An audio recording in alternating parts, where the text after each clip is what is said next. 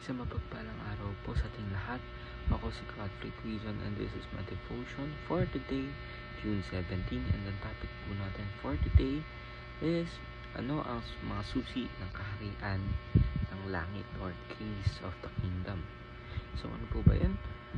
So Jesus used the phrase keys of the kingdom in Matthew chapter 16 verse 19.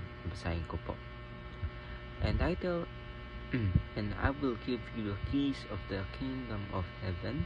Whatever you bind on earth will be bound in heaven, and whatever you loose on earth will be loosed in heaven.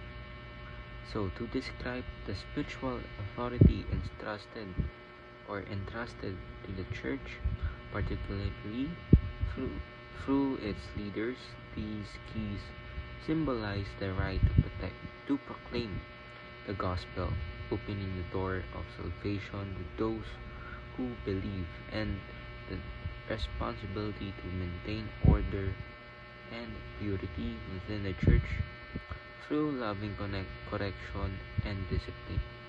The authority doesn't come from human power, but from Christ himself, who rules his church and entrusts its stewardship to his people.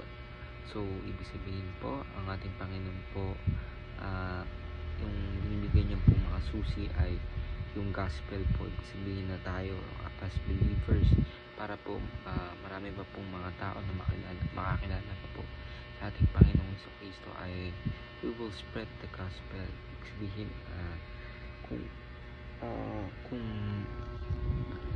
hindi po natin kasi ipapalaganap po ang gospel, ibig sabihin po hindi nila makikilala ang ating Panginoon Jesucristo at hindi po papalalim ang kanilang relasyon sa ating Panginoon. So that is why ito po yung key ng ating pananampalataya itong gospel, dahil dito po natin makikilala kung sino po ba ang ating Panginoon Jesucristo at kung anong ginawa niyang paghihirap at sakripisyo sa atin para lang po maligtas po tayong lahat.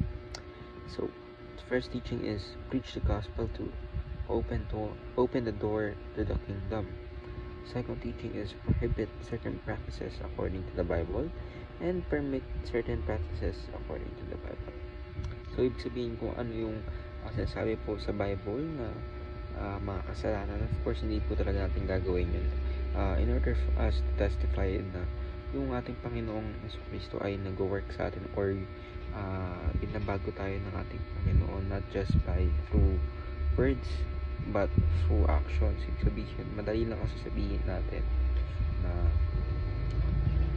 tayo po ay binago na ng ating Panginoon, pero hindi yung action talaga is hindi talaga siya mabilis ipakita, or talagang yung mga tao is magbe-base talaga sa actions, hindi lang sa words. So